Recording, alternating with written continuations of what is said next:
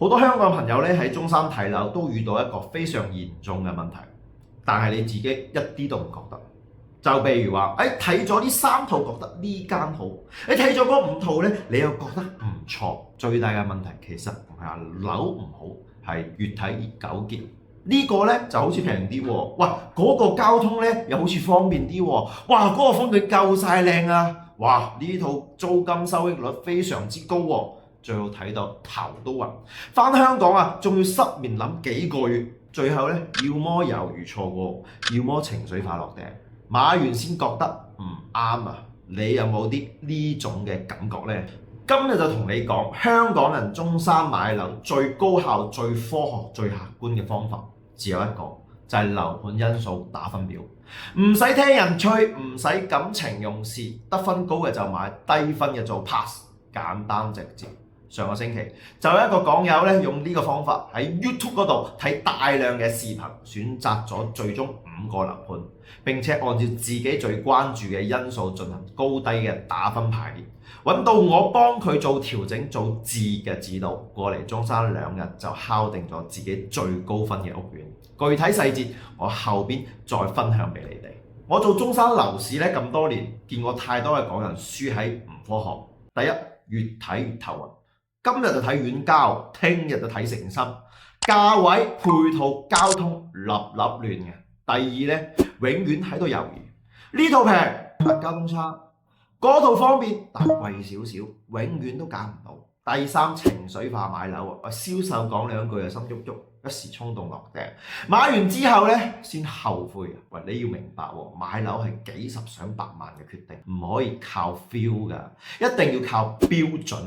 冇標準，你永遠都係觀望，會糾結，會俾人帶節奏。今日我就將我哋團隊專為香港人設計嘅10大核心睇房因素公開，你只要揀出對你最重要嘅5個因素，每項打1到10分，總分最高嘅就係最適合你嘅樓。好啦，咁而家就一項一項同你哋解釋。第一就係通勤嘅交通，咁咧括號嗰度有深中通道啦、回港直巴便利道啦、地鐵啦、公交或者滴滴嘅。你都知道啦，中山咧咁咧係非常之細嘅，由南到北咧你自己揸車1個鐘頭全部都可以走晒啦。所以咧，如果你係投資為主，可能會關注深中通道嘅遠近，地鐵係唔係喺附近？咁咧呢啲係叫做投資嘅因素。咁如果你係自己住嘅情況下咧，咁啊肯定係關注呢個公共交通啦。譬如話返香港方唔方便啊？如果你係喺1個月往返香港中山基本上1個星期幾次嘅話，返香港嘅直巴係喺附近就非常之重要啦。仲有公交啦，同埋我哋嘅滴滴。咁如果你過嚟大陸嘅話咧，有錯過你公共交通或者滴滴，你就知道係幾方便啊！即係好簡單嘅，你喺香港咧搭嘅呢個地鐵咧3-4個站咧都要成10蚊雞。咁我哋喺中山咧滴滴隨叫隨到，咁2公里左右咧都係8到10蚊。咁其實你係喺我哋中山生活過嘅話咧，你要知道滴滴係我哋最方便嘅交通工具。第二個就係誠心嘅地段價值同埋個板塊嘅安全度啦。嗱，譬如話啦，你如果喺中山買樓，你而家一定揀嘅板塊一定要遠離郊區、遠離遠郊大盤、遠離工業區。咁具體咩原因呢？我之前嘅影片都有詳細解釋過。咁咧自己有興趣可以睇翻之前嘅介紹影片。咁咧誠心嘅地段價值，我哋中山嘅城區係東區、石岐、西區、南區，呢個係誠心嘅板塊。咁咧開發區嘅話咧叫做火炬開發區，咁咧佢係成個中山 GDP 最高嘅。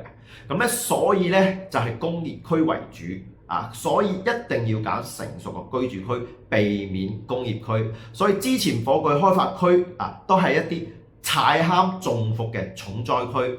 咁咧呢個板塊嘅分析，我之前都會有呢個視頻提及到，就唔詳細展開啦。所以一定要遠離遠郊大盤啲投資盤、泡沫盤，同埋啲以前啲高位回落盤呢啲都有影片詳細講，可以有興趣睇翻。第三個就係生活配套嘅成熟度。你比如話，如果你喺中山呢度居住，咁咧周邊你生活頻率最高嘅會用到嘅配套咧，就肯定係商場商圈啦、街市買餸啦、醫療啦、傷風感冒啦就可以去到啦，同埋公園啦，食完飯樓下仲有公園可以散步啦。所以呢四樣咧，一定係你住喺中山用到生活頻率最高嘅四件套嚟㗎。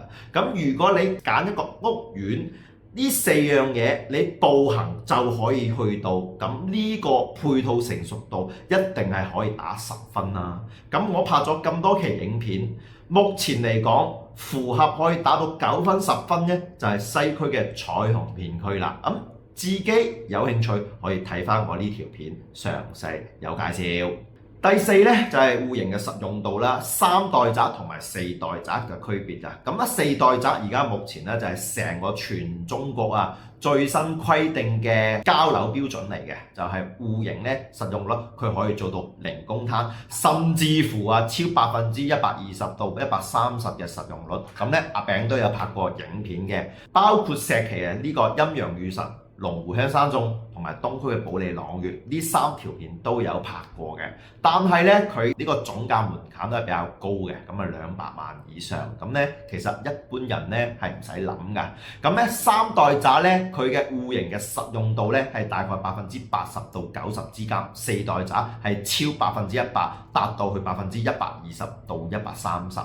咁咧如果你目前睇嘅一個戶型咧，佢連80都冇，咁咧就相對嚟講佢呢個戶型嘅實用率就比較差嘅。咁咧我之前幾期咧拍過金鷹嘅90平米咧，就做2房1廁。咁咧呢種戶型嘅實用度咧係叫做非常差。咁咧你就可以去對比下，感受一下啦。好啦，第5項咧就係總價同埋單價嘅性價比。講白咗就係你呢個價位喺呢個板塊咁多樓盤嘅對比中，佢嘅性價比同埋合理程度係如何？仲有你早期嘅預算喺中山咁多個板塊當中可以買到乜嘢產品？就好簡單嘅，如果你嘅預期係40-50萬，咁一定就係中山啲偏遠嘅位置或者公寓啦。啲40-50方、30-40方嘅產品啊，或者啲遠郊盤，例如啲華發官山水啊，其實就40-50萬一間3鄉嘅。咁如果你嘅預算已經去到80萬，咁咧已經係叫做接近核心區域。咁100萬左右已經可以買到中山城區嘅核心位。所以咧，如果你想要一個比較好啲嘅區位，亦都未來好轉手嘅，自己可以接受到未來嘅一個叫做流通轉手率好啲嘅，一定嘅門檻，起碼都係100萬左右嘅3房2廁。所以嘅話咧，有啲早期嘅香港朋友咧，其實對中山板塊冇概念，預算都冇概念，唔知自己嘅預算可以買到中山啲咩產品嘅，可以詳細睇睇我之前嘅影片，或者1對1發俾阿餅，阿餅先同你講個大概先讓自己知道自己有限嘅預算可以買到乜嘢最方便、最適合自己嘅產品。第6就係樓齡同埋物業嘅管理水平啦。咁咧有新樓啦，有次新房齡嘅樓啊，即係5年到啦，仲有10年以上嘅。咁咧即係樓齡越新嘅話咧，就價錢可能就會貴啲啦。次新房源咧，亦都可能貴，因為咧早幾年啲樓價你知啦，都係高位啊嘛。基本上啲次新樓齡而家放出嚟，啲業主咧蝕嘅30-40萬、100萬以上，好正常啦。咁10年以上嘅樓咧，就肯定會越嚟越舊啦。如果佢啲物業維護唔到位咧，你一入到去小區咧，你就會 feel 到啦，即係啲甩皮甩骨啊，同埋啲垃圾樹冇人打理啊，同埋啲頂啊漏水啊，或者甩皮啊都冇人維護啊。所以咧，一個樓如果佢樓齡越耐，但係你入到小區，你感覺係比較新淨，就證明呢個小區嘅物業管理咧係到位嘅。咁咧一般嚟講，選擇大牌嘅物業，國家1級資質嘅，可以打400投訴熱線嘅，呢啲物業水平都唔會差。咁同時咧有一啲本地嘅開發商，你譬如話叫做西區幸福匯啦，本地嘅潤達嘅呢個物業啦，富日嘅物業啦，呢啲本地開發商嘅話，佢係有口碑保證嘅，呢啲係唔錯嘅。所以咧，物業嘅管理水平同埋樓齡咧，直接決定咗你居住喺呢度嘅體驗度可唔可以有持續性。可能前2年唔錯，第3年唔得，你就想換樓，咁係咪間接咗你嘅換樓嘅成本同埋你嘅投資成本同埋你嘅一個買樓成本加大咗咯？第7項就係噪音同埋污染嘅房源啊，特指啲輕軌啊、高速啊、國道呢啲咁嘅房源同埋工業區嘅有污染嘅房源。咁咧，我特別就拍咗一期，就係前幾期有2大類咧，就係特別講呢2隻房源嘅。咁噪音咧就係經常會影響自己嘅身心健康嘅。噪音證明你出邊有個主幹道，你平時咧喺屋入邊咧，你係唔敢開窗，一開窗唔使1個鐘，成屋都係塵，經常要搞衛生啊！你請個阿姨都搞唔切啊！第二咧，你噪音嚟講嘅話咧，如果你晚黑瞓覺，你睡眠比較淺少少嘅，一定係瞓唔着啊！咁咧，我前幾日咧就收到一個叫做三鄉嘅苦主啊，佢就話：阿餅，我喺三鄉嘅樓盤居樂係喺坦洲快線啊，晚黑我真係瞓唔着，我想換樓啊，你有咩好建議啊？唔得啊，我真係住唔落去啦，你喺東區揀層樓俾我去睇睇啦，就係咁嘅程度。第3就係工業區污染嘅房源，呢啲咧唔單止係叫做空氣質量差，仲影響自己嘅身體健康。詳細咧重災區就係火炬開發區嘅工業區。咁有興趣咧睇翻我之前嗰條影片啦，講到非常之詳細啦，就唔展開啦。好啦，嚟到第7項就係學位嘅價值啊，是否有學區嘅溢價？咁咧當然好多香港嘅朋友咧，佢過嚟中山只係一個養老嘅一個屬性。為咗小朋友過嚟讀書嘅呢個比例咧都係好少，所以嘅話咧，我建議盡量選擇冇學區溢價嘅板塊因為佢嘅單價比較平，咁符合你嘅一個投資成本同埋消費成本。你譬如話而家目前啲第4代住宅，你比如龍湖啊、陰陽啊、保利呢啲，除咗佢產品新實用率高之外，佢仲係一個好學區嚟嘅。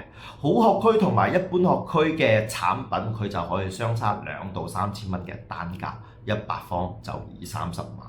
所以咧，你冇覺得產品新18000買咗落嚟，佢就係非常之值。如果你冇學區嘅需求，但係你又付出咗佢呢個熱門學區地段嘅溢價，咁咪唔抵買咯。所以就係咁樣嘅一個情況。所以一定要知道你呢個板塊有冇包含呢個學區嘅溢價。咁當然有學區嘅溢價嘅因素，都會未來嘅轉手當中會更加好。但係可以慳翻2到3千蚊，所以呢個要需要取捨。好啦，嚟到第8項，咁咧就係二手嘅流通性，將來好唔好賣，是否保值，跟住個租金收益率如何？咁咧分2種情況，一種咧就係你攞嚟投資純投，就係睇呢個租金嘅收益率嘅啫。去到3厘啊，定係4厘，定係5厘，定係未來有增長嘅預期。第2種咧就係你買嚟自己住啊，咁住咗5年、10年之後咧，佢好唔好賣？咁咧呢個係比較複雜嘅話題嚟嘅。咁最直接嘅話，如果你係買1手樓、2手樓，如果2手樓佢目前而家就有呢個成交嘅一個套數同埋價位啦。如果一個小區1000戶，咁有10%到20%嘅二手放盤咧，係一個正常嘅數據。咁如果近3個月嘅話，佢嘅流通性、佢嘅賣出數同埋佢嘅一個二手價位得比較穩定，就證明嘅話咧，我哋中山本地人同埋呢個小區佢嘅二手流通係健康先，健康我講嘅話係健康。但係咧有啲樓盤咧，佢係遠郊大盤，你譬如話華發觀山水啊、啲敏捷、海灣城呢啲一睇二手成1000幾套，咁咧1個月可能成交嘅話都可能得10零20套，咁呢啲咧保值率同埋流通性就基本上等於0啊。所以嘅話咧，呢種嘅話題咧，如果再展開講，又要講好多啦。所以嘅話咧，有興趣再私聊我呢個先簡單講講先。咁咧第10嘅話咧就係景觀同埋居住嘅舒適度啦。你譬如話可能會睇山景啊、水景啊、高爾夫球有視野好開闊嘅樓閣好開闊嘅，咁咧住喺度咧就會心心愉悅啦，係咪啊？你譬如話御龍軍府啦，佢望我哋中山東區嘅核心紫馬嶺公園，綠費1300畝，咁呢啲景色就買一套就少一套啦。呢個就係佢獨特嘅價值嚟嘅。所以呢10項嘅因素，你首先要揀5項出嚟先。你首先要問自己，我最睇重乜嘢？例如話，直通巴士我要翻香港方便。例如話地段啦，加配套啦，加物業啦，加流通性。咁咧，每睇一套樓咧，你呢5項咧就逐1到10分咧，總分最高咧就可以直接買㗎啦。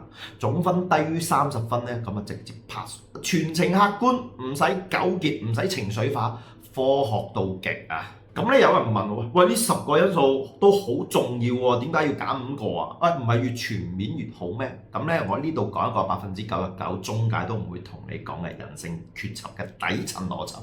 人類嘅大腦咧，一次最多只可以清晰處理5到6個核心嘅決策因素。你試下同時10樣嘢打分啦，交通、地段、配套、價錢、戶型等等，打到第6個啊，你就開始已經頭暈眼花；打到第10個啊，你已經叫做要暈啦。極限6個已經係好難啦。最後變成咧靠 feel 咯，靠情緒咯，靠銷售講乜你信乜咯。我哋要嘅係唔糾結、唔猶豫、唔情緒化、科學客觀，所以先揀你人生階段最核心嘅5到6個：養老、直通巴、配套、安靜、醫院、物業、大小朋友、學位、配套、戶型、地段、商圈、交通。其他項唔係唔重要，而係作為次要嘅參考，唔進入核心嘅打分。